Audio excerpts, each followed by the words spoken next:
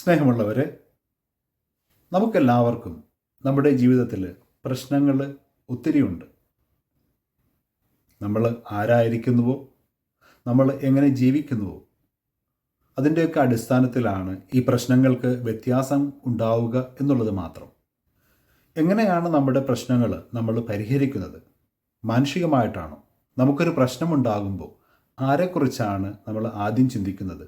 ആരാണ് നമ്മെ സഹായിക്കുവാനായിട്ടുള്ളത്? ആർക്കാണ് ഒരു പരിഹാരം നിർദ്ദേശിക്കുവാൻ പറ്റുന്നത്? ഇനി ചില കാര്യങ്ങൾ പരിഹരിക്കുവാനായിട്ട് വളരെ പ്രൊഫഷണലായിട്ടുള്ള സഹായം ആവശ്യമാണ്, പണം ആവശ്യമാണ്. എങ്ങനെയാണ് നമ്മൾ പ്രതികരിക്കുന്നത്? രണ്ട് രീതിയിലുമാകാം.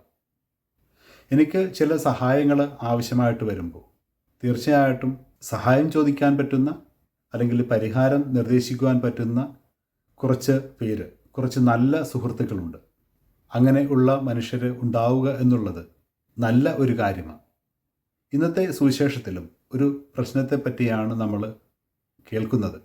യേശുവിനെ അനുഗമിച്ച് വന്ന മനുഷ്യരുടെ വിശപ്പിനെ പറ്റിയാണ് നമ്മൾ ഇവിടെ കാണുന്നത്. യേശു ആദ്യം അത് മനുഷ്യരെ കൊണ്ട് പരിഹരിക്കുവാനായിട്ട് ശ്രമിക്കുന്നു. തൻ്റെ ശിഷ്യരോട് അതിനുള്ള പരിഹാരം ചോദിക്കുകയെ അവർക്ക് അത് സാധിക്കുന്നില്ല. ഇനി പണം കൊണ്ട് അതിന് ഒരു പരിഹാരം ഉണ്ടാക്കുവാനായിട്ടുള്ള ശ്രമം. അത്രയും വിജനമായിട്ടുള്ളൊരു സ്ഥലത്ത് ഇത്രയധികം മനുഷ്യർക്ക് ഭക്ഷണം നൽകുക എന്നുള്ളത് രണ്ടും വലിയ ഒരു പ്രശ്നമായിരുന്നു. ഇത്രയ്ക്ക് പണം അവരുടെ കയ്യിലുണ്ടോ എന്നുള്ളത് തന്നെ ഒരു ചോദ്യമാണ്. ഈ ഒരു അവസ്ഥയിൽ യേശു തന്നെ ഈ പ്രശ്നത്തിന് ഒരു പരിഹാരം കാണുകയാണ്. സ്വർഗസ്ഥനായ തൻ്റെ പിതാവിനോടുള്ള നന്ദിയുടെ ഒരു പ്രാർത്ഥനയോടുകൂടി യേശു അതിന് സുന്ദരമായിട്ടുള്ള ഒരു പരിഹാരം കാണുകയാണ്. ഈ ഒരു അത്ഭുതം അനുഭവിക്കുന്ന മനുഷ്യർ യേശുവിനെ അവരുടെ രാജാവായിട്ട് വാഴിക്കുവാനായിട്ട് ശ്രമിക്കുകയാണ്. കാരണം അത് ചില കഥകളിലെ പോലെ അത്ര സുന്ദരമായിട്ടുള്ള ഒരു അവസ്ഥയായിരുന്നു. അപ്രകാരം ഒരു രാജാവുണ്ടെങ്കിൽ ഭക്ഷണത്തിനായിട്ട് ബുദ്ധിമുട്ടേണ്ടതില്ല എന്ന് അവർ ചിന്തിച്ച് കാണും. അങ്ങനെയുള്ള കഥകൾ നമുക്ക് പരിചിതമാണല്ലോ. അക്ഷയപാത്രം എന്നുള്ളൊരു സങ്കല്പം, അല്ലെങ്കിൽ എല്ലാ ആവശ്യങ്ങളും നിറവേറ്റി കൊടുക്കുന്ന കുപ്പിയിലെ ഭൂതം, അങ്ങനെയുള്ള കഥകൾ നമുക്കറിയാം. പ്രശ്നങ്ങളില്ലാതെ, പ്രാരാബ്ദങ്ങളില്ലാതെ ജീവിതം ആസ്വദിക്കുക എന്നുള്ളത് ചില മനുഷ്യരുടെ ഒരു സ്വപ്നമായിരിക്കാം. യേശു പ്രവർത്തിച്ച അത്ഭുതം കണ്ടിട്ട് ചിലരെങ്കിലും അവരുടെ ചരിത്രത്തിലേക്ക് ഒന്ന് തിരികെ പോയിട്ടുണ്ടാകും.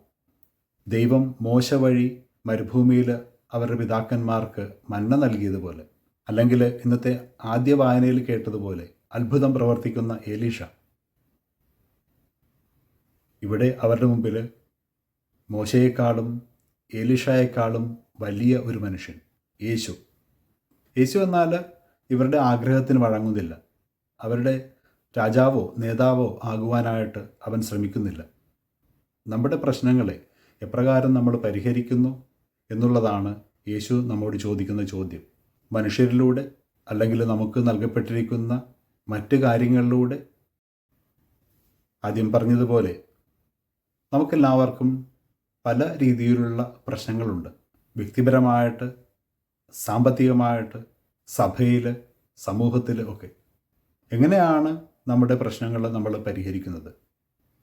പല പ്രശ്നങ്ങൾക്കും മനുഷ്യനോ പണത്തിനോ കൃത്യമായിട്ടുള്ള ഒരു പരിഹാരം നൽകുവാനായിട്ട് സാധിക്കില്ല.